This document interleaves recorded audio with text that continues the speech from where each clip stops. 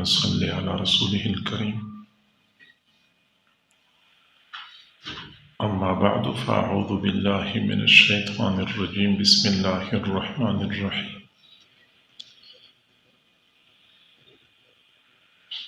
وقضى ربك ألا تعبدوا إلا إياه وبالوالدين إحسانا. وقال تعالى في مقام آخر: وإذ أخذنا ميثاق بني إسرائيل لا تعبدون إلا الله وبالوالدين إحسانا. وقال تعالى في مقام آخر: واعبدوا الله ولا تشركوا به شيئا وبالوالدين إحسانا. وقال رسول الله صلى الله عليه وسلم: ألا أنبئكم بأكبر الكبائر الإشراك بالله وعقوق الوالدين واليمين الغموس، أو كما قال عليه الصلاة والسلام.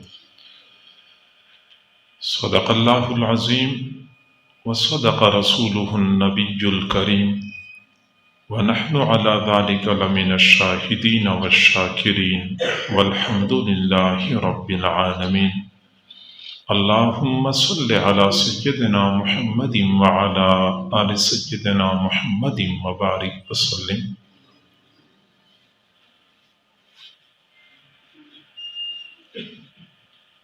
اللہ تعالیٰ نے ہمیں زندگی گزارنے کا جو دستور عطا فرمایا ہے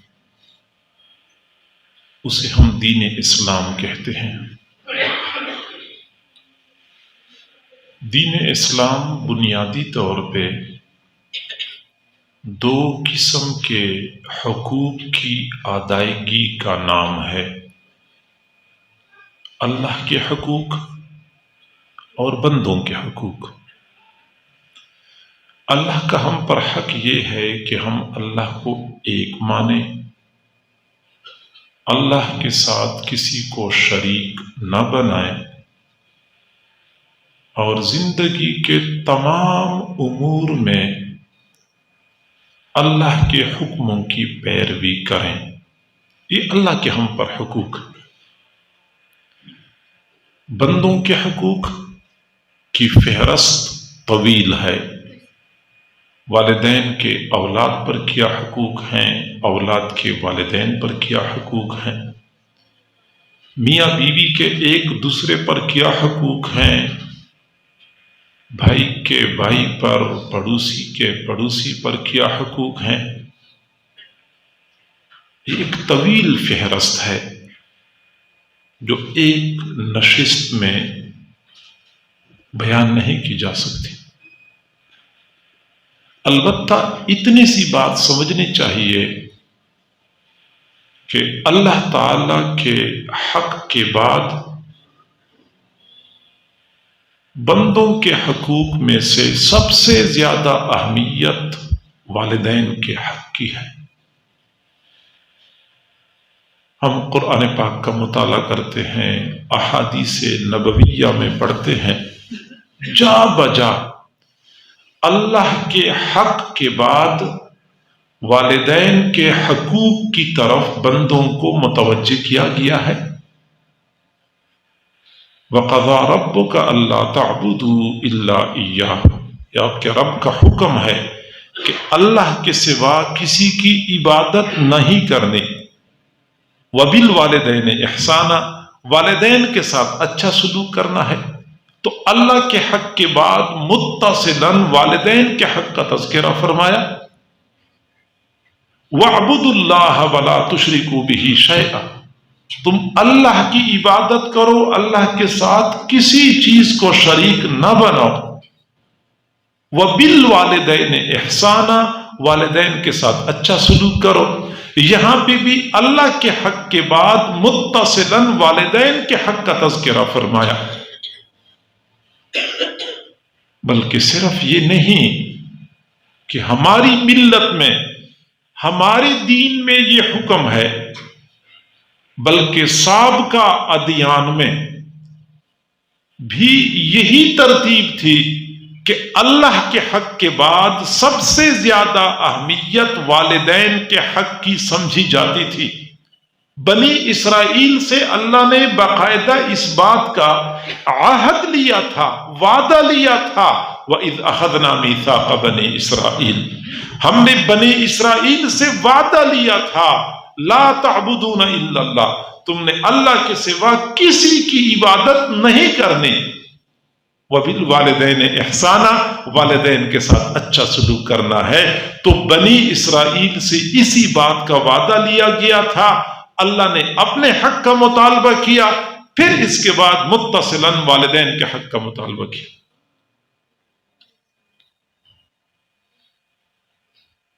حضور صلی اللہ علیہ وسلم سے پوچھا گیا، ای الاعمال احب الی اللہ تعالی، اللہ تعالیٰ کے ہاں سب سے زیادہ پسندیدہ عمل کون سا ہے؟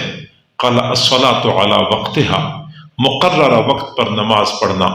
پوچھا گیا ثم ایون، اس کے بعد کون سا عمل زیادہ پسندیدہ ہے؟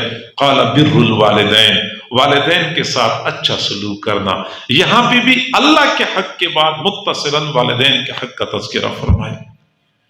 بلکہ میں اگلی بات عرض کروں کہ شریعت مطہرہ نے جب جرائم اور گناہوں کی ترتیب بنائی ہے تو اس میں بھی اسی ترتیب کو مد نظر رکھا ہے کہ والدین کا حق ادا، اللہ کا حق ادا نہ کرنے کے بعد سب سے بڑا گناہ والدین کا حق ادا نہ کرنا ہے۔ آپ صلی اللہ علیہ وسلم نے ایک موقع پر فرمایا، الا انبئکم باکبر الکبائر، میں تمہیں بڑے بڑے گناہوں کے بارے میں نہ بتاؤں؟ ایک ہوتا ہے گناہ، دوسرا ہوتا ہے گناہ کبیرہ، تیسرا ہوتا ہے اکبر الکبائر۔ وہ اکبر الکبائر کا معنی یہ ہے کہ جو گناہ کبیرہ ہیں ان میں سب سے بڑا گناہ، میں تمہیں اکبر الکبائر کے بارے میں نہ بتاؤں؟ الاشراک باللہ، اللہ کے ساتھ شریک بنانا، وعقوق الوالدین، اور والدین کی نافرمانی کرنا۔ بالکل وہی ترتیب ہے کہ سب سے بڑا گناہ اللہ کا حق ادا نہ کرنا ہے، اور اس کے بعد پھر بڑا گناہ والدین کا حق ادا نہ کرنا۔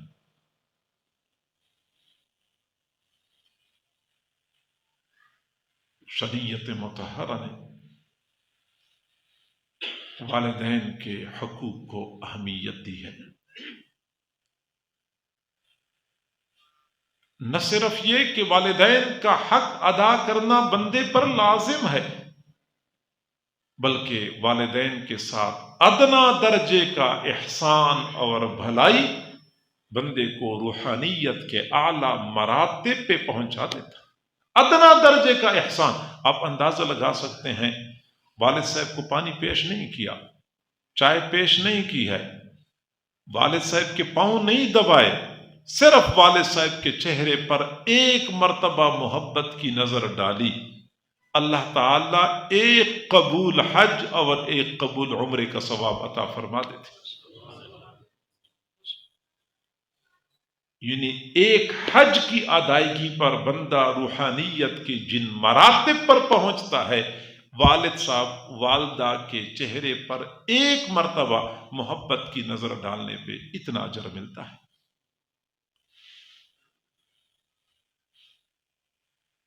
ہم کئی مرتبہ عمرہ کرنے جاتے ہیں، حج کرنے جاتے ہیں کہ ہمیں اللہ کی رضا نصیب ہو جائے۔ حرمین شریفین میں، مسجد حرام میں، مینا مزدلفہ عرفات میں، صفا مروہ پہاڑیوں پہ ہم بھاگ بھاگ کے اپنے اللہ کو تلاش کر رہے ہوتے ہیں، اللہ کی رضا کو تلاش کر رہے ہوتے ہیں۔ یقیناً وہاں پہ اللہ ملتا ہے، لیکن ہمیں پھر یہ یاد نہیں رہتا کہ ہمارے گھر میں والد کی صورت میں والدہ کی صورت میں اللہ نے جو رحمتوں اور برکتوں کا خزانہ ہمیں عطا فرمایا ہے، یہی والد یہ میرے لیے بیت اللہ بھی ہیں، میرے لیے حجر اسود بھی ہیں، یہ میرے لیے صفا مروہ بھی ہیں، یہ میرے لیے مینا مزدلفہ عرفات بھی ہیں۔ طواف نہیں کرنا پڑتا، صرف ایک مرتبہ محبت کی نظر سے دیکھنے پہ وہ ثواب مل جاتا ہے جو مینا اور مزدلفہ اور عرفات اور صفا مروہ کے درمیان بھاگ بھاگ کے مشقتیں اٹھانے پر ملتا ہے۔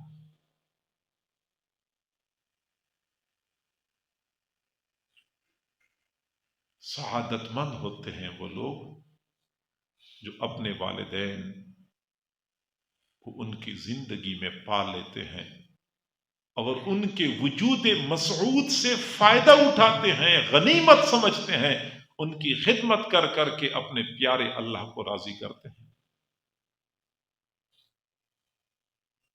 والدین دونوں کے حق کی اہمیت ہے، لیکن اگر کوئی سوال کر لے کہ والد کا حق مقدم ہے یا والدہ کا حق مقدم ہے، تو اصول یاد رکھیں۔ حضور صلی اللہ علیہ وسلم سے صحابی نے سوال کیا، من احق الناس بحسن صحبتی، اللہ کے نبی میرے حسن سلوک کا لوگوں میں سب سے زیادہ حقدار کون ہے؟ قال امک، آپ کی والدہ۔ صحابی نے پھر پوچھا ثم من، اس کے بعد؟ قال امک، آپ کی والدہ۔ پھر پوچھا ثم من، اس کے بعد کون زیادہ حقدار ہے؟ قال امک، آپ کی والدہ۔ اور چوتھی مرتبہ فرمایا ابوک، آپ کے والد۔ تو شروع میں 3 مرتبہ والدہ کا تذکرہ فرمایا، چوتھی مرتبہ والد کا تذکرہ فرمایا۔ اسی سے علماء نے ایک مسئلہ مستنبط کیا کہ مجموعی طور پہ والدہ کا خیال زیادہ رکھنا ہوتا ہے والد کی بنسبت،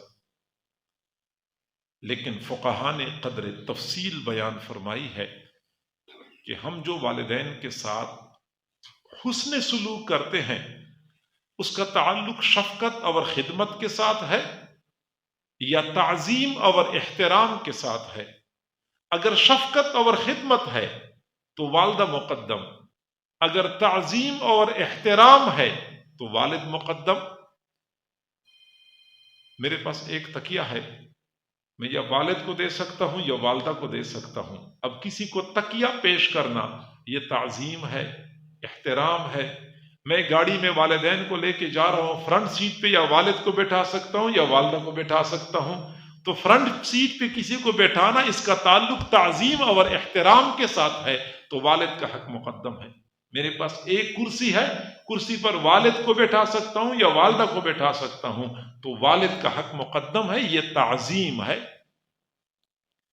خدمت اور شفقت میں پھر والدہ کا حق مقدم ہے کہ میرے پاس ایک گلاس پانی ہے، میں والد کو دے سکتا ہوں یا والدہ کو دے سکتا ہوں، یا میں پہلے کس کو پیش کر سکتا ہوں، تو پھر والدہ کا حق مقدم ہوتا ہے والد سے۔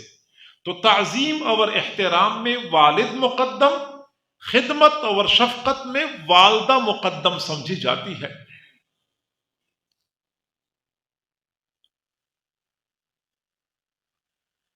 اور اگر ہم قرآن مجید کا مطالعہ کرتے ہیں تو ہم پر یہ حقیقت کھل جاتی ہے کہ حضرات انبیاء کرام نے اپنی حیات مبارکہ میں والدین کی تعظیم اور خدمت کا حق ادا کیا تھا۔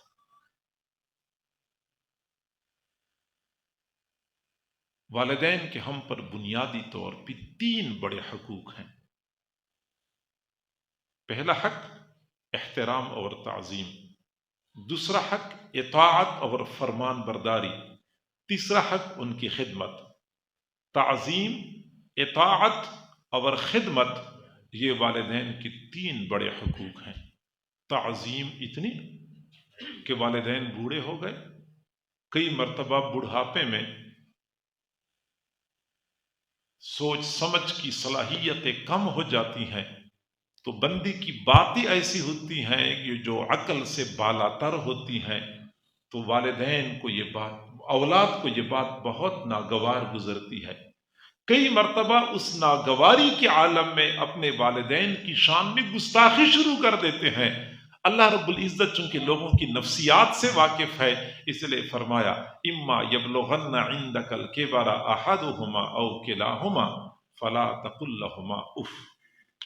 والدین دونوں بڑھاپے کی حالت کو پہنچے، ان میں سے ایک بڑھاپے کی حالت کو پہنچا تو ان کی کچھ کام یا ان کی کچھ باتیں ایسی ہوتی ہیں جو آپ کو ناگوار گزرتی ہیں، پھر بھی فلا تقل لہما اف، اف قدر کی ناگواری کا اظہار بھی نہ کیا کرو۔ حضرت علی رضی اللہ تعالی عنہ فرماتے ہیں کہ اگر والدین کی بے ادبی کا اف سے کم درجہ بھی کوئی ہوتا، اللہ تعالیٰ اس کو بھی حرام کر دیتا۔ یعنی سب سے کم درجہ یہ ہے کہ بیٹا والدین کے سامنے اف کہے، اگر اس سے بھی کم درجہ کوئی ہوتا اللہ اس کو بھی حرام کر دیتا، اف بھی نہیں کہنا ہوتا۔ قرآن پاک میں اللہ تعالیٰ نے حضرت ابراہیم علیہ السلام کا تذکرہ فرمایا، اعلیٰ پائے کے موحد، دنیا کو توحید کا پیغام دینے والے والد آذر اعلیٰ درجے کا بت پرست، بلکہ بت تراش اور بت فروش تھا، مارکیٹ میں بت بیچا کرتا تھا، فروخت کیا کرتا تھا۔ حضرت ابراہیم علیہ السلام نے اپنے مشرک والد کو سمجھانے کی کوشش کی، لیکن قرآن پاک نے وہ جو الفاظ نقل فرمائے ہیں، حضرت ابراہیم علیہ السلام فرماتے ہیں یا اباتے یا اباتے یا اباتے۔ اباتے عربی زبان میں ایسا لفظ ہے کہ جس میں تعظیم اور شفقت دونوں عنصر پائے جاتے ہیں۔ ہائے ابا جان، ہائے ابا جان، یعنی ابا جان ابا جان کہہ کے اپنے والد کو توحید کی طرف لا رہے تھے، شرک چھوڑنے کی ترغیب دے رہے تھے۔ والد ناراض، غصے میں آ کے کہنے لگے لَإِن لَّمْ تَنْتَهِ لَأَرْجُمَنَّكَ وَاهْجُرْنِي مَلِيًّا، تو باز نہیں آتا میں تجھے پتھر مار دوں گا، دور ہو جا مجھ سے۔ حضرت ابراہیم علیہ السلام نے لہجہ بدل کے بات نہیں کی، انداز بدل کے بات نہیں کی، والد مشرک تھا۔ ابراہیم علیہ السلام کہنے لگے سلام علیک سأستغفر لک ربی انہ کان بی حفیہ۔ ابا جان میں پھر بھی کہتا ہوں کہ آپ کو سلام ہو، آپ کو سلام ہو، میں اپنے رب سے آپ کے لیے مغفرت مانگوں گا، کیونکہ میرا رب مجھ پہ شفقت کرنے والا ہے، میری دعاؤں کو قبول کرتا ہے۔ لہجہ بدل کے بات نہیں کی۔ آج کئی مرتبہ والدین بیچارے نماز نہیں پڑھتے یا کوئی اور دین کے اعتبار سے کمزوری پائی جاتی ہے۔ جوان العمر بیٹا جماعت میں چلا گیا، چند دن لگا لیے، دین کا شوق ذوق پیدا ہو گیا، کسی اللہ والے کے ہاتھ پہ بیعت ہو گیا، زندگی میں تبدیلی آئی، یا مدرسے میں پڑھنا شروع کر دیا، تھوڑا سا نیک بن گیا، تو ایسے نیک نوجوان اپنے والدین کی گستاخی کو کار ثواب سمجھتے ہیں، ثواب سمجھ کے اپنے والدین کی شان میں گستاخی کرتے ہیں، تو ایسا ہے اور تو ایسا ہے اور تم ایسے ہو اور تم نماز نہیں پڑھتے تو تم، یعنی والدین ٹھیک ہے، والدین نماز نہیں پڑھتے، ان کو نماز پڑھنی چاہیے، والدین میں اور کمزوریاں پائی جاتی ہیں، دین کے اعتبار سے کمزوری نہیں ہونی چاہیے، لیکن کسی کا والد اتنا برا تو نہیں ہو سکتا جتنا ابراہیم علیہ السلام کا والد برا تھا، اور کوئی نوجوان اتنا نیک تو نہیں بن سکتا جتنا ابراہیم علیہ السلام نیک تھے۔ ابراہیم علیہ السلام اعلیٰ پائے کے موحد اور پیغمبر ہونے کے باوجود اپنے مشرک والد کے ساتھ کس انداز سے بات کرتے ہیں، یا اباتے یا اباتے، اور آخر میں کہتے ہیں سلام علیک۔ یہاں تو نوجوانوں کو جب دینداری کا جوش چڑھ جاتا ہے تو والدین کو پتہ نہیں مسلمان سمجھتے ہیں یا نہیں سمجھتے، اس انداز سے بے باکی کے ساتھ والدین سے گفتگو کر رہے ہوتے ہیں، تو اجتناب کرنا چاہیے۔ تو ابراہیم علیہ السلام کا تذکرہ قرآن پاک میں موجود ہے، پھر حضرت اسماعیل علیہ السلام کا تذکرہ قرآن میں موجود ہے کہ جب ابا جان نے فرمایا یا بنیا انی ارا فی المنام انی اذبحک فانظر ماذا ترى. باپ نے کہا بیٹا میں نے خواب دیکھا ہے کہ آپ کو میں ذبح کر رہا ہوں، آپ بتائیے آپ کی کیا رائے ہے، کیا رائے ہے.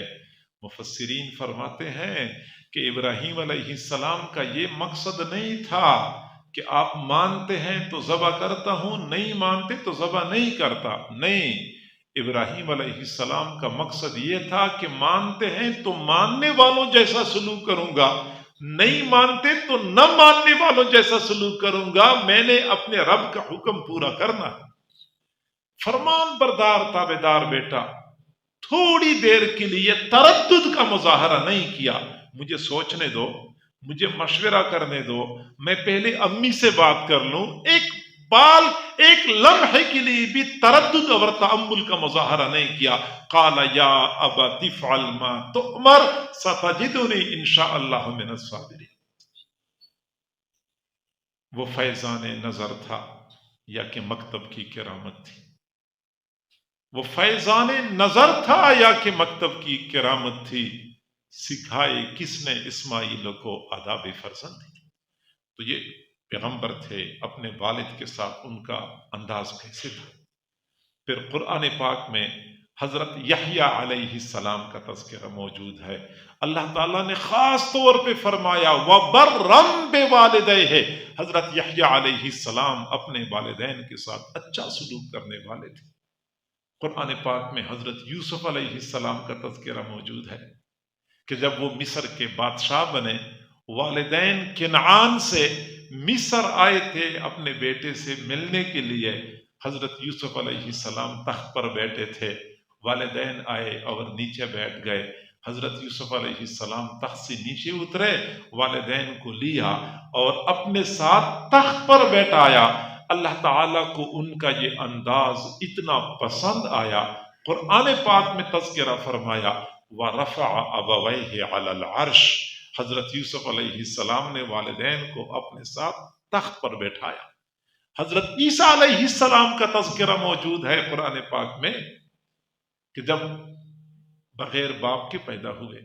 حضرت مریم علیہ السلام عفیفہ اور پاکدامن خاتون تھی، نہ کسی مرد سے ملاقات ہوئی تھی، نہ نکاح ہوا تھا، نہ زنا ہوا تھا. حمل ٹھہر گیا، حیران پریشان، یا اللہ لوگ پوچھیں گے میں کیا جواب دوں گی؟ میرے پاس لوگوں کو جواب دینے کے لیے کچھ بھی نہیں ہے. وقت گزرتا گیا، جب بچے کی ولادت کا وقت قریب آیا، حضرت مریم علیہ السلام کے لیے آبادی میں ٹھہرنا دشوار ہو گیا. نکل گئی دور جنگل کی طرف. جنگل میں اللہ کا امر آ پہنچا، بچہ پیدا ہو گیا. حضرت مریم علیہ السلام سوچ رہی تھی کہاں جاؤں؟ بستی میں جاتی ہوں، لوگ پوچھیں گے بچہ کہاں سے آیا. میرے پاس جواب دینے کے لیے کچھ بھی نہیں ہے. لیکن عورت ذات کسی اور طرف جا بھی نہیں سکتی. آخر کار فیصلہ کر دیا کہ جو کچھ بھی ہے، جانا تو میں نے بستی کی طرف ہے. چنانچہ بچے کو گود میں اٹھایا، بوجھل قدموں کے ساتھ، ہزار خدشات دل میں لیے ہوئے بستی کی طرف چل پڑی. بستی کے لوگوں کو پتہ چلا، وہ لوگ گھروں سے باہر نکل آئے، دور سے کہنے لگے یا اخت ہارون ما کان ابوک امرأ سوء وما کانت امک بغیہ. اے ہارون علیہ السلام کی بہن، نہ تو آپ کا باپ برا آدمی تھا، نہ ماں بدکار بد کردار تھی. یہ آپ نے کیا کیا، یہ آپ نے کیا کیا. یا اخت ہارون، حضرت ہارون علیہ السلام کا تذکرہ کیا. سمجھانا مقصود ہے کہ جب بہن کوئی غلط قدم اٹھاتی ہے تو بھائیوں کے سر شرم سے جھک جاتے ہیں. یا اخت ہارون ما کان ابوک امرأ سوء وما کانت امک بغیہ. فاشارت الیہ، حضرت مریم علیہ السلام نے بچے کی طرف اشارہ کیا. مجھ سے نہ پوچھو، بچے سے پوچھو بچہ کیا جواب دیتا ہے. قالوا کیف نکلم من کان فی المہد صبیا. آج کے دن پیدا ہونے والا بچہ ہم سے کیا بات کر سکتا ہے، ہم اس سے کیا پوچھ سکتے ہیں. قال انی عبد اللہ حضرت عیسیٰ علیہ السلام بول پڑے میں اللہ کا بندہ ہوں، آتانی الکتاب وجعلنی نبیا، اللہ نے مجھے کتاب دی ہے، اللہ نے مجھے نبی بنایا ہے، وجعلنی مبارکن اینما کنتو، اللہ نے مجھے برکت والا بنایا ہے، جہاں کہیں بھی میں ہوں گا میں برکت والا ہوں گا، وَأَوْصَانِي بِالصَّلَاةِ وَالزَّكَاةِ مَا دُمْتُ حَيًّا، میرے اللہ نے مجھے نماز کا حکم دیا ہے، زکوٰۃ کا حکم دیا ہے، میں جب تک زندہ رہوں گا، وَبَرًّا بِوَالِدَتِي، میرے اللہ نے مجھے والدہ کے ساتھ اچھا سلوک کرنے کا حکم دیا ہے۔ حضرت عیسیٰ علیہ السلام اپنی پیدائش کے پہلے دن اعلان فرماتے ہیں کہ میرے اللہ نے مجھے حکم دیا ہے کہ والدہ کے ساتھ اچھا سلوک کرنا ہے۔ تو حضرت عیسیٰ علیہ السلام کا تذکرہ قرآن میں موجود، حضرات انبیاء کرام اپنے والدین کے ساتھ کیا اچھا سلوک کرنے والے تھے۔ تو والدین کا پہلا حق تعظیم، راستے پہ چلتے ہوئے کبھی ان سے آگے نہ چلیں، کسی مجلس میں بیٹھتے ہوئے والدین سے اوپر کی جگہ پہ نہ بیٹھیں، بلکہ والدین کو اوپر بیٹھائیں اور ان کے قدموں میں بیٹھنا اپنے لیے سعادت سمجھیں۔ گاڑی میں سفر کرتے ہوئے ان سے اگلی سیٹ پہ نہ بیٹھا کریں، کھانا کھاتے ہوئے پانی پیتے ہوئے کبھی ان سے آگے نہ بڑھیں کہ پہلے کھانا شروع کر دیں، پہلے خود پانی پئیں بعد میں والدین کو پیش کریں۔ کبھی والدین کے ساتھ لہجہ بدل کے بات نہ کریں، اونچی آواز سے بات نہ کریں۔ حضرت ابو الدرداء رضی اللہ تعالیٰ عنہ اپنی والدہ کے ساتھ گفتگو فرما رہے تھے، کوئی غصہ نہیں تھا، کوئی جلال نہیں تھا، بے دھیانی میں آواز بلند ہو گئی۔ بعد میں ان کو احساس ہو گیا کہ والدہ کے ہوتے ہوئے میں نے آواز کو بلند کر لیا، یہ تو بہت غلط کیا میں نے۔ والدہ سے معافی مانگی، اللہ سے معافی مانگی، لیکن چین نہیں آیا، سکون نہیں ملا، یہاں تک کہ بازار گئے، 2 قیمتی غلام خریدے، وہ غلام آزاد کر لیے، تب ان کو اطمینان ہو گیا کہ اب اللہ نے میرا جرم معاف کیا ہوگا۔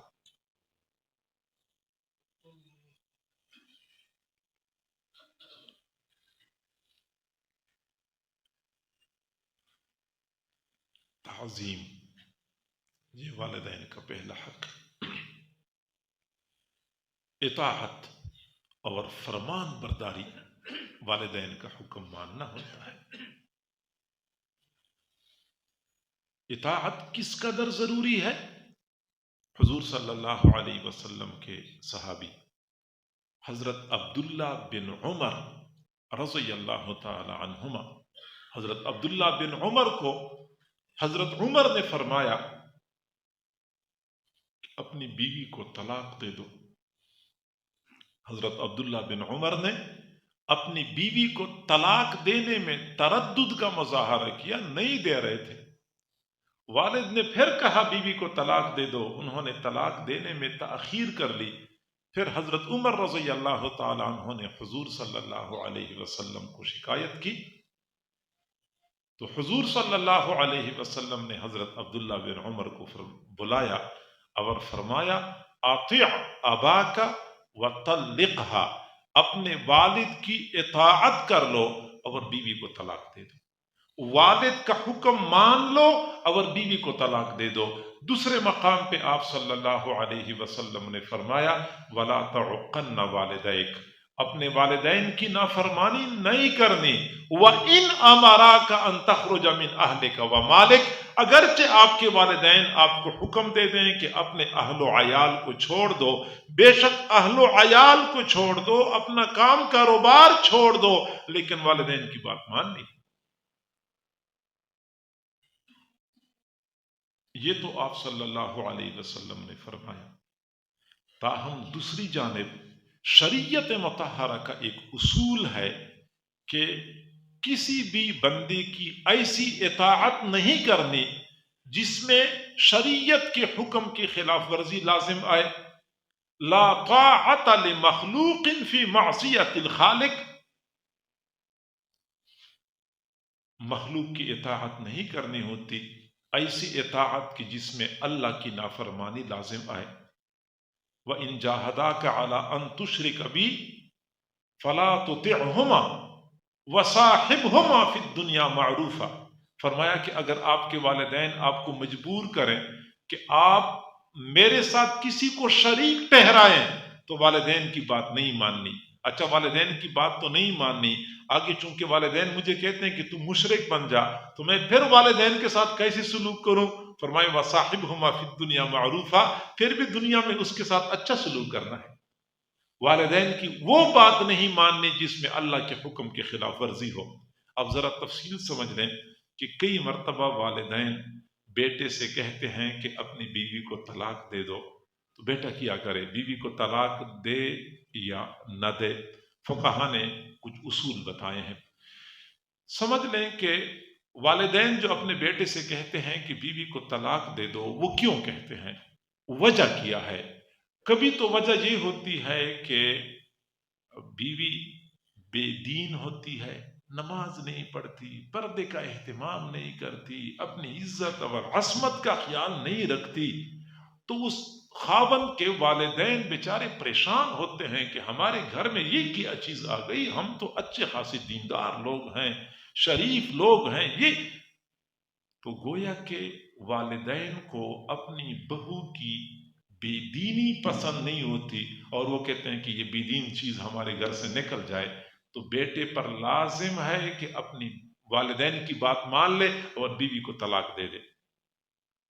ایک صورت تو یہ ہوتی ہے۔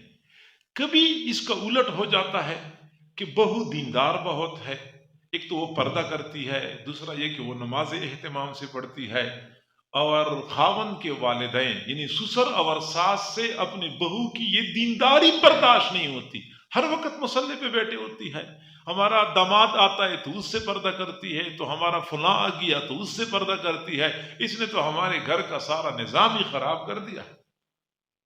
یہ کیا قدامت پرست اور آثار قدیمہ ہمارے گھر میں آ گئے، تو ان سے اپنی بہو کی دینداری برداشت نہیں ہوتی، اس لیے بیٹے سے کہتے ہیں کہ بیوی کو طلاق دے دو، تو اس حال میں بیٹے کے لیے جائز ہی نہیں ہے کہ وہ اپنی بیوی کو طلاق دے۔ تیسری صورت یہ بن جاتی ہے کہ اس میں دینداری اور بے دینی کا عمل دخل نہیں ہوتا، بات صرف ہوتی ہے گھریلو لڑائی جھگڑوں کی، جس طرح کے عام گھروں میں ہوتا ہے، نہ اس میں دینداری پر اعتراض ہوتا ہے، نہ بے دینی کی پرواہ ہوتی ہے۔ سسر اور ساس کو ان کو صرف یہ مسئلہ ہوتا ہے کہ اس نے ہمارے بیٹے پہ قبضہ کر لیا اور اس نے بیٹے کو مٹھی میں لیا ہوا ہے اور یہ ہماری خدمت نہیں، یہ چند ایک امور ہوتے ہیں جس پہ جھگڑا چل رہا ہوتا ہے۔ اسی وجہ سے والدین بیٹے سے کہتے ہیں کہ اپنی بیوی کو طلاق دے دو۔ اب بیٹے کو چاہیے کہ حالات کا جائزہ لے لے، وہ یہ دیکھتا ہے کہ اگر میں اس بیوی کو طلاق دے دوں تو ابھی تو میری عمر بھی تھوڑی ہے، اللہ کا دیا ہوا مال پیسہ بھی ہے، پرسنالٹی بھی ہے، مجھے اور رشتہ مل جائے گا، مجھے اور رشتہ مل جائے گا، کوئی مسئلہ نہیں میرے مستقبل کا، تو والدین کی بات مان لے، اللہ اس کو اور اچھی بیوی دے دے گا۔ اور اگر وہ سمجھتا ہے کہ ابھی تو میری عمر بھی ڈھل گئی ہے، مال پیسہ بھی نہیں ہے، غربت اور تنگی بھی ہے، اگر اس کو میں نے طلاق دے دی تو مجھے دوسرا رشتہ نہیں ملے گا، رشتہ نہیں ملے گا تو گناہ میں مبتلا ہونے کا خطرہ ہے، پھر ایسی صورت میں والدین سے معذرت کر لے، اور والدین کو بھی چاہیے کہ وہ اپنے بیٹے کی مجبوری کو سمجھے، بیٹے کو ایسا حکم نہ دے۔ بہرحال مجموعی طور پہ والدین کی اطاعت اور فرمان برداری کا ہمیں حکم دیا گیا ہے۔ حضرت ابراہیم علیہ السلام اور حضرت اسماعیل علیہ السلام کا واقعہ صحیح بخاری شریف میں موجود ہے کہ ابراہیم علیہ السلام شام میں رہتے تھے، حضرت اسماعیل علیہ السلام مکہ مکرمہ میں رہتے تھے۔ حضرت ابراہیم علیہ السلام کو خیال آیا کہ میں مکہ مکرمہ میں جا کے اپنے بیٹے کے حالات معلوم کروں کہ وہ کس حال میں ہیں، تو آئے مکہ مکرمہ میں، لوگوں سے پوچھا، ان کے گھر کا، لوگوں نے گھر کا بتا دیا، تو حضرت ابراہیم علیہ السلام اپنے بیٹے کے گھر میں گئے تو بہو سے ملاقات ہوئی، حضرت اسماعیل علیہ السلام گھر میں موجود نہیں تھے، پوچھا کہ آپ کے خاوند کہاں ہیں؟ جواب دیا کہ وہ تو شکار کرنے کے لیے گئے ہیں۔ تو حضرت ابراہیم علیہ السلام نے پوچھا کہ آپ لوگوں کی زندگی کیسے گزر رہی ہے؟ تو بہو نے کہا بہت تنگی میں، بہت شدت میں گزر رہی ہے، کھانے کو کچھ نہیں ملتا، بڑے پریشان ہیں۔ حضرت ابراہیم علیہ السلام نے اپنی بہو سے کہا، بہو نے نہیں پہچانا تھا کہ میری سسر ہے، بہو کو فرمایا کہ میں واپس جا رہا ہوں، جب آپ کے خامند آ جائیں تو ان کو میرا سلام کہہ دینا، اور ان سے کہہ دینا کہ دروازے کی چوکھٹ کو تبدیل کر لے۔ حضرت ابراہیم علیہ السلام واپس تشریف لے گئے۔ حضرت اسماعیل علیہ السلام جب گھر میں آئے تو بیوی سے پوچھا، کچھ ان کا اندازہ ہو گیا، بیوی سے پوچھا کہ ہمارے گھر میں کوئی آیا تو نہیں تھا؟ بیوی نے جواب دیا کہ ایک بزرگ تشریف لائے تھے، کوئی معزز لگ رہے تھے، کوئی نیک متقی لگ رہے تھے، تو پوچھا کہ کچھ کہا تو نہیں ہے؟ بیوی نے کہا کہ انہوں نے دو باتیں کی ہیں، ایک تو آپ کے لیے پیغام بھیجا، سلام بھیجا ہے، اور دوسرا یہ پیغام دیا ہے کہ دروازے کی چوکھٹ کو تبدیل کر لے۔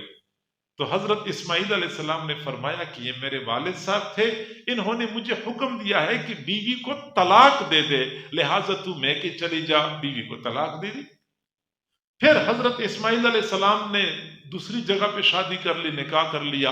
حضرت ابراہیم علیہ السلام کچھ عرصے کے بعد پھر تشریف لائے اور اپنے بیٹے سے ملنے کے لیے، لیکن جب مکہ مکرمہ پہنچے، اپنے بیٹے کے گھر میں گئے، دیکھا بہو تو وہ نہیں ہے، کوئی اور بہو آئی ہے، البتہ حضرت اسماعیل علیہ السلام گھر میں موجود نہیں تھے۔ تو بہو سے پوچھا کہ اسماعیل علیہ السلام کہاں پہ ہیں؟ اس نے جواب دیا وہ کہیں شکار کرنے کے لیے گئے ہیں۔ اچھا تمہاری زندگی کیسی گزر رہی ہے؟ ہماری زندگی بڑی اچھی گزر رہی ہے، اللہ کا شکر ہے، بہت راحت میں ہیں، بہت کشادگی میں ہیں، بہت آسانی میں ہیں۔ اچھا میں تم آیا تھا ملنے کے لیے، لیکن واپس جا رہا ہوں، اور جب آپ کے خامد آ جائیں ان کو میرا سلام کہہ دینا، اور ان سے کہہ دینا کہ دروازے کی چوکھٹ کو برقرار رکھے، دروازے کی چوکھٹ کو برقرار رکھے۔ پھر حضرت اسماعیل علیہ السلام آئے تو بیوی نے ایک تو ابراہیم علیہ السلام کا سلام پہنچایا، اور ساتھ یہ بھی کہہ دیا کہ بزرگ آئے تھے، وہ کہہ رہے تھے کہ دروازے کی چوکھٹ کو برقرار رکھے۔ فرمایا جی ہاں یہ میرے خامن تھے، اور انہوں نے مجھے حکم دیا ہے کہ بیوی کو طلاق نہیں دینی، بیوی کو برقرار رکھنا ہے۔ تو دو باتیں ہمیں سمجھ میں آ گئیں، ایک تو یہ کہ جب پہلی مرتبہ حضرت اسماعیل علیہ السلام کے پاس اپنے والد کا حکم پہنچا کہ بیوی کو طلاق دے دے، تو انہوں نے طلاق دینے میں تردد اور تأمل کا مظاہرہ نہیں کیا۔ دوسری بات ہمیں یہ سمجھ آ رہی ہے کہ یہ دونوں بیویوں میں بنیادی فرق کیا تھا۔ وہ پہلی بیوی ناشکر گزار تھی، اور دوسری بیوی شکر گزار تھی، کہہ رہی تھی کہ ہم بہت اچھی زندگی میں ہیں، راحت میں ہیں، آسانی میں ہیں۔ وہ پہلی کے بارے میں فرما دیا کہ اس کو طلاق دے دے، اور دوسری کے بارے میں فرما دیا کہ اس کو برقرار رکھے۔ تو معلوم ہوتا ہے کہ جو ناشکر گزار بیوی ہوتی ہے وہ اس قابل نہیں ہوتی کہ اس کو اپنے گھر میں رکھا جائے۔ تاہم اتنی سی بات ہے کہ حضرت اسماعیل علیہ السلام نے اپنے والد کا حکم ماننے میں تردد کا مظاہرہ نہیں کیا، یہ ہے اطاعت۔ اور اگلا حق ہے خدمت۔ خدمت، جسمانی خدمت، والدین کے پاؤں دبانا، سر پہ تیل لگانا، یہ جسمانی خدمت ہے۔ اگر کسی کو موقع مل جائے تو وہ سعادت مند بندہ ہوتا ہے، اس کو چاہیے کہ سعادت کے اسباب سے فائدہ اٹھائے اور اپنے والدین کی خدمت کرے، یا کھانے پینے کے حوالے سے اپنا مال پیسہ اپنے والدین پر خرچ کرنے کے حوالے سے کمی کوتاہی نہ کرے، جتنا ہو سکتا ہے اپنے والدین کی خدمت کرے۔ کتنی خدمت کرنی چاہیے؟ حضرت عبداللہ بن عمر رضی اللہ تعالی عنہما مکہ مکرمہ تشریف لائے، حج ادا کر لیا۔ حج کے بعد ایک آدمی ملا اور کہنے لگا کہ آپ صحابی رسول ہیں؟ فرمایا جی ہاں، مجھے اللہ تعالیٰ نے یہ سعادت نصیب فرمائی ہے۔ اس آدمی نے کہا کہ میرا ایک سوال ہے، میں خراسان سے آیا ہوں حج کرنے کے لیے، خراسان سے آیا ہوں حج کرنے کے لیے۔ جب حج کرنے کے لیے گھر سے نکلا تو میری والدہ نے کہا کہ بیٹا میرا بھی دل کرتا ہے کہ میں بھی حج کرنے کے لیے چلی جاؤں، لیکن میرے پاس کوئی سواری نہیں تھی کہ اپنی والدہ کو سواری پہ سوار کرا کے حج کرنے کے لیے لے آتا۔ والدہ کی چاہت بہت تھی، تو میں نے والدہ سے کہا کہ امی میں کوشش کرتا ہوں کہ آپ کی یہ چاہت پوری ہو جائے۔ چنانچہ میں نے اپنی والدہ کو کندھے پہ سوار کرایا، خراسان سے یہاں تک لے کے آیا ہوں، اور پھر میں نے یہاں پہ والدہ کو سواری کی حالت میں طواف کرایا، پھر مینا، مزدلفہ، عرفات کے میدانوں میں لے گیا، پھر اس کے بعد واپس لے آیا تو سعی کرائی، حج کے سارے مناسک اپنے کندھوں پہ سوار کرا کے میں نے اپنی والدہ کو کرائے ہیں، اور اس میں مجھے 6 مہینے لگے ہیں۔ آپ بتائیے میں نے اپنی والدہ کی خدمت کا حق ادا کیا ہے یا نہیں کیا ہے؟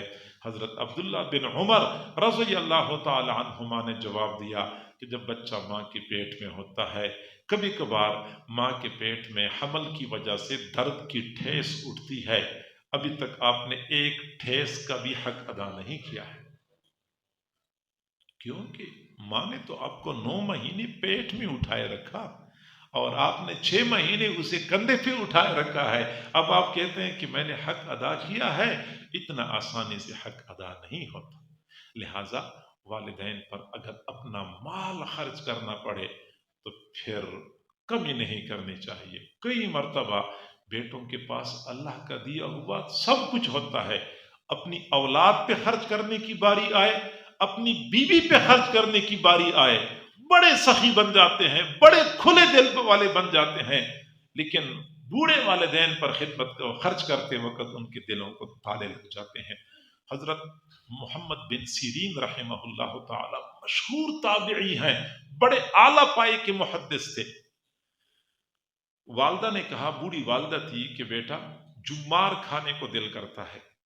جمار یہ کھجور کے جو اوپر سرا ہوتا ہے بالکل وہاں پہ سفید گودا ہوتا ہے، گابھا کہتے ہیں اس کو۔ یہ انسان کے سر میں جس طرح دماغ ہوتا ہے، کھجور اور انسان کے درمیان بہت ساری چیزوں میں مشابہت اور مماثلت ہے، اور انسان کے سر میں اوپر دماغ ہوتا ہے، اسی طرح کھجور کے بالکل اوپر کے سر میں یہ سفید گودا ہوتا ہے، جس کو عربی زبان میں جمار کہتے ہیں۔ ہمارے ہاں اس کا کھانے کا رواج نہیں ہے، عرب لوگ اس کو بہت شوق سے کھاتے ہیں، لیکن مسئلہ یہ ہے کہ جمار کھانے کے لیے پورا درخت ضائع نہیں کرنا ہوتا، جب کبھی درخت گرانے ہوتے ہیں، باغ کو ختم کرنا ہوتا ہے، پھر کہیں جا کے لوگ اس کے سر کو کاٹ کے جمار کھاتے ہیں، کیونکہ اگر ایک مرتبہ جمار نکال دیا تو پھر دوبارہ وہ درخت مر جاتا ہے، پھر وہ مزید جینے کے قابل نہیں ہوتا، درخت مر جاتا ہے۔ جس طرح کہ انسان کے سر کے دماغ کو چوٹ لگ جائے تو بس انسان بیکار ہو جاتا ہے۔ تو والدہ نے کہا کہ جمار کھانے کو دل کرتا ہے، تو ایسے موقع پہ لوگ دیکھتے ہیں کوئی ایسا بندہ ہے جو باغ ختم کر رہا ہو، درخت گرا رہا ہو، تو درخت خرید لیتے تھے کہ چلو یہ ایک درخت کا جمار ہم نے لینا ہے، ہم نے کھانا ہے، باقاعدہ بکتا تھا۔ تو محمد بن سیرین رحمہ اللہ نے بصرہ میں دیکھا شاید کوئی ہو جہاں مجھے جمار مل جائے، لیکن کہیں نہیں ملا۔ اچھا میں سیدھا درخت، تازہ درخت خرید لیتا ہوں، چنانچہ 10,000 درہم میں سودا کر لیا، اور اس زمانے میں 10,000 درہم کی قیمت 100 اونٹوں کے برابر تھی۔ سودا کر لیا اور درخت کاٹا، درخت کا جمار نکالا، نہیں 1,000 درہم میں سودا کر لیا تھا، 1,000 درہم 10 اونٹوں کے برابر قیمت تھی، 10 اونٹوں کے برابر قیمت تھی۔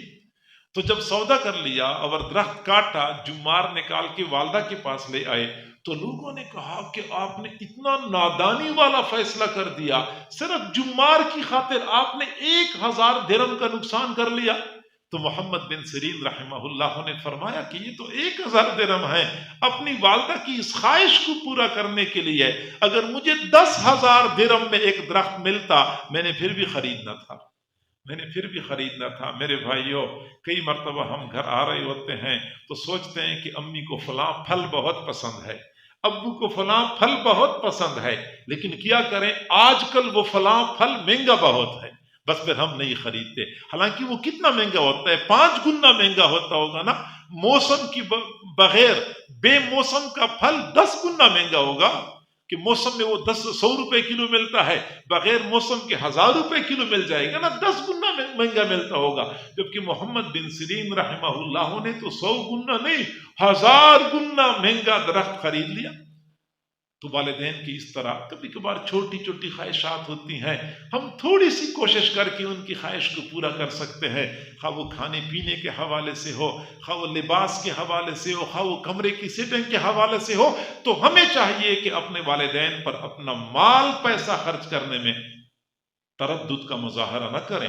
حضور صلی اللہ علیہ وسلم نے ایک صحابی کو فرمایا تھا، صحابی نے یہی پوچھا تھا کہ اپنے والدین پر مال خرچ کرنا، یا والدین میرے مال میں سے میری اجازت کے بغیر کچھ لے لیتے ہیں تو مجھے کیا کرنا چاہیے؟ فرمایا انت و مالک لابیک، آپ بھی اپنے والد کے اور آپ کا مال بھی آپ کے والد کا، سب کچھ آپ کے والد کا ہے، تو والدین پر اپنا مال پیسہ خرچ کرنے میں تردد کا مظاہرہ نہیں کرنا چاہیے، بخل کا مظاہرہ نہیں کرنا چاہیے۔ جسمانی طور پہ خدمت کا موقع ملے تو جسمانی خدمت کرنی چاہیے۔ والدین کی خدمت یہ والدین کا ہم پر اگلا حق ہے۔ تو 3 بنیادی حقوق ہیں۔ پہلا حق والدین کی تعظیم، دوسرا حق والدین کی اطاعت، اور تیسرا حق والدین کی خدمت۔ اور سچی بات یہ ہے کہ والدین کی خدمت کی بدولت بندہ مستجاب الدعوات بن جاتا ہے۔ یہ میں فقط سنی سنائی بات نہیں کر رہا، یہ میرا اپنا مشاہدہ ہے، یہ میری اپنی سرگزشت ہے کہ جس نے والدین کی خدمت کی، جس نے والدین کو خوش کر دیا، تو اس کا مرتبہ کوئی نہیں گھٹا سکتا۔ پوری دنیا اکٹھی ہو جائے، اس کی شان، اس کا مرتبہ گھٹانے کی کوشش کرتے ہیں، اس کی ترقی میں اور اس کی بلندی میں رکاوٹ ڈالنے کی کوشش کرتے ہیں۔ جن کو والدین کی دعا لگ گئی ان کو کوئی بندہ بھی نہیں گھٹا سکتا، کوئی بندہ بھی اس کی ترقی میں رکاوٹ نہیں ڈال سکتا۔ سمجھدار ہوتے ہیں وہ لوگ، سعادت مند ہوتے ہیں وہ لوگ جو والدین کے حقوق ادا کر کے والدین کی دعائیں دیتے ہیں اور دنیا اور آخرت کی کامیابی سے ہمکنار ہوتے ہیں۔ صحیح بخاری شریف میں ایک واقعہ ذکر کیا گیا ہے۔ 3 بندے تھے، سفر کر رہے تھے بنی اسرائیل کے، ان کو صحرا میں طوفان نے اور باد و باران نے گھیر لیا۔ بارش سے بچنے کے لیے مجبوراً غار میں پناہ لینی پڑ گئی۔ غار میں گھس گئے۔ اللہ کی شان کے پہاڑ کی چوٹی سے ایک چٹان آئی اور سیدھی غار کی منہ پر فٹ ہو گئی، غار کی منہ پر منطبق ہو گئی۔ چنانچہ چٹان اتنی بڑی کہ دھکا دے کے اس کو ہٹایا نہیں جا سکتا تھا، نکلنے کا راستہ بند ہو گیا، اور ان 3 افراد کو اپنی موت بالکل یقینی نظر آئی۔ آپس میں کہنے لگے کہ ہمارے سامنے کوئی دوسرا راستہ موجود نہیں ہے، صرف ایک راستہ ہے کہ ہم اللہ کو پکاریں، اللہ کی مدد آئے گی تو پھر ہمارا مسئلہ حل ہوگا۔ ہم میں سے ہم نے جو بھی عمل کیا ہو زندگی میں، ایسا عمل جس کی قبولیت کا ہمیں زیادہ یقین ہو، اس عمل کا واسطہ دے کے اپنے اللہ سے دعا مانگنی چاہیے۔ جس عمل کی قبولیت کا زیادہ یقین ہو اس عمل کا واسطہ دے کے اللہ سے دعا مانگنی چاہیے۔ چنانچہ ان میں سے ایک بندے نے، کسی نے ایک عمل کا واسطہ دیا، اللہ سے دعا مانگی، چٹان تھوڑی سی ہٹ گئی، روشنی کی کرن نمودار ہوئی، لیکن نکلنے کا راستہ نہیں بنا تھا۔ اگلے بندے نے کسی اور نیک عمل کا واسطہ پیش کیا، تفصیل کا وقت نہیں ہے، چنانچہ دعا مانگی، چٹان اور ہٹ گئی، لیکن نکلنے کا راستہ اور ابھی تک نہیں بنا تھا۔ پھر تیسرے بندے نے دعا مانگی کہ اے اللہ، آپ کو تو پتا ہے کہ میرے بوڑھے والدین تھے اور میں اپنے والدین کی خدمت کرتا تھا، خدمت میں ایسی کرتا تھا کہ پورا دن میں بکریاں چراتا تھا، شام کے وقت بکریاں واپس لاتا تھا، دودھ نکال کے سب سے پہلے اپنے والدین کو پیش کرتا تھا، پھر اس کے بعد اپنے بچوں کو، اپنے اہل و عیال کو پیش کرتا تھا۔ اللہ، پھر تجھے تو پتا ہے کہ ایک دن بکریاں چراتے چراتے مجھے دیر ہو گئی، جب میں رات کو گھر پہنچا تو میں نے جلدی جلدی بکریوں کا دودھ نکالا کہ میں اپنے والدین کو سب سے پہلے پیش کر دوں، لیکن جب میں والدین کے کمرے میں پہنچا تو میرے والدین سو گئے تھے۔ اللہ، پھر تو دیکھ رہا تھا کہ میں اپنے والدین کے جاگنے کے انتظار میں کھڑا ہو گیا کہ جب یہ جاگیں گے تو میں فوری دودھ پیش کروں گا، میرے والدین کو کمزوری لاحق ہو جائے گی، پوری رات دودھ پیے بغیر کیسے گزاریں گے۔ میں والدین کے جاگنے کا انتظار کر رہا تھا، میرے چھوٹے چھوٹے بچے میرے پاؤں میں لوٹ پوٹ ہو رہے تھے، مجھ سے دودھ مانگ رہے تھے، لیکن میں نے کہا کہ والدین سے پہلے اپنے بچوں کو نہیں پلاؤں گا۔ اللہ، پھر میں نے پوری رات کھڑے ہو کے والدین کے جاگنے کا انتظار کیا۔ اللہ اگر میں نے یہ عمل تیری رضا کے لیے کیا ہے تو ہماری مشکل حل کر دے، چٹان ہٹا دے اور نکلنے کا راستہ بنا دے۔ صحیح بخاری شریف کی روایت ہے کہ چٹان ہٹ گئی اور تینوں افراد کے لیے نکلنے کا راستہ بن گیا۔ والدین کی خدمت کی بدولت، والدین کی خدمت کی بدولت بندہ مستجاب الدعوات بن جاتا ہے۔ بلکہ والدین اگر کسی کو دعا دیں، باقاعدہ بخاری شریف کی روایت ہے کہ 3 بندوں کی دعا کبھی رد نہیں ہوتی، ان میں سے ایک والد کی دعا اپنی اولاد کے بارے میں کبھی رد نہیں ہوتی۔ والد کی دعا، ہم کئی مرتبہ والدین بھی غلطی کرتے ہیں کہ اپنی اولاد کے لیے پیر صاحب سے دعا کرواتے ہیں، مولانا صاحب سے دعا کرواتے ہیں، قاری صاحب سے دعا کرواتے ہیں۔ ٹھیک ہے، دوسروں سے دعا کروانی چاہیے، لیکن والدین کو یہ پتہ ہونا چاہیے کہ اولاد کے بارے میں جتنی جلدی ان کی دعائیں قبول ہوتی ہیں، کسی اور کی دعائیں اتنا جلدی قبول نہیں ہوتی۔ ان کو چاہیے کہ اپنی اولاد کے لیے اللہ سے مانگے، رو رو کے مانگا کریں، اولاد کے مقدر بدل جائیں گے۔ پرانے زمانے میں ایک نوجوان تھا، بڑا بدکار بد کردار تھا، لیکن والدہ کا بڑا فرمان بردار تھا۔ چنانچہ اپنی والدہ کی خدمت کرتا تھا، تمام تر گناہوں کے باوجود اور برے اعمال کے باوجود۔ رات کا وقت تھا، والدہ نے بیٹے کو نام لے کے پکارا، بیٹا۔ بیٹا بھاگتا ہوا گیا، امی کیا مسئلہ ہے؟ بیٹا پیاس لگی ہے، پانی پلا دو۔ بیٹا گیا پانی لینے کے لیے، پانی کا پیالہ بھرا اور بھاگتا ہوا آیا کہ امی کو پانی پیش کروں، لیکن امی کو کی آنکھ لگ گئی تھی۔ بیٹے نے سوچا کہ میں جگاتا ہوں، مناسب نہیں ہے، امی کی نیند خراب ہو جائے گی، پانی یہاں پہ رکھ لیتا ہوں، جس وقت امی کی آنکھ کھل جائے گی خود بخود پانی پی لے گی۔ نہیں، یہ بھی مناسب نہیں ہے، مجھے چاہیے کہ والدہ کے ہاتھ میں پانی کا پیالہ پیش کروں۔ چنانچہ میں انتظار کرتا ہوں، جس وقت امی کی آنکھ کھلے گی میں پانی کا پیالہ پیش کر دوں گا۔ چنانچہ اس نوجوان نے انتظار کیا، گھنٹہ، 2 گھنٹے، 3 گھنٹے، سردیوں کی لمبی رات تھی، پوری رات کھڑے ہو کر اس نے اپنی والدہ کے جاگنے کا انتظار کیا۔ تہجد کا وقت تھا، والدہ کی آنکھ کھل گئی تو والدہ نے اپنے بیٹے کے لیے دعا مانگی۔ جب دیکھا کہ میرا بیٹا پانی کا پیالہ ہاتھ میں پکڑے کھڑا ہے تو دعا مانگی کہ اے اللہ، یہ میرا وہ بیٹا ہے جس نے خدمت کر کر کے میرا دل خوش کر دیا ہے، تو اس کو اپنے مقربین میں شامل فرما دے۔ اللہ تعالیٰ نے اس نوجوان کو اپنا مقرب بنایا اور آج کی دنیا اس نوجوان کو بایزید بستامی کے نام سے جانتی ہے۔ جی ہاں، والدین کی دعائیں اولاد کے حق میں قبول ہوتی ہیں، لہٰذا اولاد کو چاہیے کہ اپنے والدین کی خدمت کریں۔ بلکہ شریعت نے تو یہاں تک بھی کہہ دیا ہے کہ والدین دنیا میں ہوں تو حسن سلوک کریں، والدین دنیا سے چلے جائیں تو پھر بھی حسن سلوک کرنا چاہیے، یعنی والدین کے لیے ایصال ثواب کرتے رہیں، والدین کو برابر کا حصہ گھر میں دیا کریں۔ چند دن پہلے کی بات ہے، میرا ایک جاننے والا ہے، اس نے مجھے بتایا کہ میرے والد صاحب کا انتقال ہوا تو میں نے بڑے انصاف کے ساتھ اپنے بہن بھائیوں میں سب میں برابر میراث میں حصہ تقسیم کر دیا۔ تو ایک ایک بھائی کو اتنے لاکھ ملے اور ایک ایک بہن کو اتنے لاکھ ملے اور امی کو اتنے لاکھ ملے، کئی سارے لاکھ بتا رہا تھا۔ تو میں نے کہا ابو کو کتنے لاکھ ملے؟ اس نے کہا کہ ابو تو فوت ہو گئے ہیں۔ میں نے کہا جی ہاں، فوت ہو گئے ہیں تو اس کا حصہ ختم ہو گیا ہے، ابو کے لیے آپ نے کوئی حصہ نہیں رکھا۔ اور جس نے پوری زندگی محنت کر کر کے کمایا، آپ لوگوں کی خاطر پسینہ بہایا، بھاگ بھاگ کے کام کیا، اتنا کچھ آپ لوگوں کے لیے اکٹھا کر دیا، اب آپ کہتے ہیں ایک اتنے لاکھ فلاں کو مل گئے اور اتنے لاکھ اس کو مل گئے، اور جنہوں نے محنت کی تھی اس کے لیے آپ لوگوں نے تھوڑا حصہ بھی نہیں رکھا۔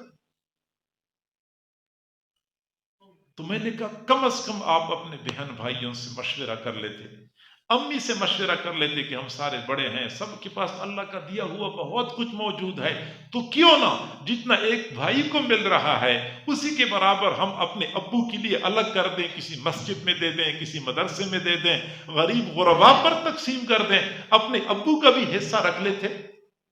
اگرچہ میراث تو وارثوں کا حق ہوتا ہے، لیکن اگر وارث سارے بالغ ہوں تو پھر وہ سارے مل کے مشترک طور پہ یہ فیصلہ کر دیں کہ ہم اپنے ابو کے لیے اپنی امی کے لیے اتنا حصہ الگ کر دیتے ہیں، تو بالکل جائز ہے، بلکہ اچھا طریقہ ہے۔ یا وارثوں میں سے کوئی ایک وارث یہ کہہ دے کہ میں اپنے حصے میں سے اتنا اپنے ابو کے لیے دے دیتا ہوں، تو اپنے ابو اور اپنی امی کا بھی حق بنتا ہے۔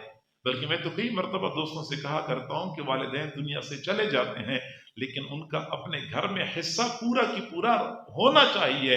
اپنے والدین کے لیے حصہ رکھا کریں، جن کو اللہ تعالیٰ نے استطاعت دی ہوئی ہے، کمی کوئی نہیں ہے۔ اگر والد صاحب زندہ ہوتے تو پورے دن میں وہ کتنا 3 ٹائم کھانا کھاتے تھے، تو 2-3 ٹائم چائے پیتے تھے، اس پہ کتنا خرچہ ہوتا ہے؟ جتنا بھی خرچہ ہوتا تھا روزانہ، اسی حساب سے آپ خرچہ الگ کر دیا کریں۔ گھر میں ایک چھوٹا سا ڈبہ رکھ لیں، یہ امی کا حصہ ہے اور یہ ابو کا حصہ ہے۔ اس طریقے سے ایک ڈبے میں روزانہ کے حساب سے ابو کا حصہ ڈال دیا کریں، ایک ڈبے میں امی کا حصہ ڈال دیا کریں۔ چلو میں کہتا ہوں کہ پورے کھانے کے برابر کا خرچہ آپ نہیں ڈالتے، دوائیوں کے خرچے آپ نہیں ڈالتے، آپ کا جو 10ویں کلاس میں بیٹا پڑھتا ہے اس کو روزانہ جو آپ جیب خرچ دیتے ہیں، کرائے کے پیسے اس کے علاوہ ہوتے ہیں، فیس اس کے علاوہ ہے، جو بچے کو جیب خرچ دیتے ہیں، 50 روپے دیتے ہیں، 100 روپے دیتے ہیں، کم از کم اپنے 10ویں جماعت کے بیٹے کے جیب خرچ کے برابر تو آپ اپنی امی کے لیے ڈال سکتے ہیں نا۔ یہ میری امی کا حصہ ہے روزانہ کا 100 روپے، یہ میرے ابو کا حصہ ہے روزانہ کا 100 روپے، اور گھر میں یہ حصہ تو کم از کم ان کا ہونا چاہیے۔ مہینے بعد 3000 4000 5000 بن گئے ہیں، مسجد میں دے دیں، مدرسے میں دے دیں، یوں گویا کہ والدین کا حصہ آپ کے گھر میں اسی طرح جاری و ساری رہے گی جب تک وہ زندہ ہوتے ہیں۔ تو حسن سلوک، جب وہ دنیا سے چلے جاتے ہیں تو پھر بھی حسن سلوک اسی طرح برقرار رہنا چاہیے۔ والدین کے قبور کی زیارت پہ جانا چاہیے، قبور کی زیارت کر لیا کریں، والدین کے لیے بیٹھ کے ایصال ثواب کر لیا کریں، تو قیامت کے دن ہم ان لوگوں میں شامل ہوں گے جو والدین کے فرمان بردار اور اطاعت گزار ہوتے ہیں۔ اللہ تعالی ہم سب کو سمجھنے اور عمل کرنے کی توفیق عطا فرمائے۔ وآخر دعوانا ان الحمد للہ رب العالمین۔ دعا کرتے ہیں۔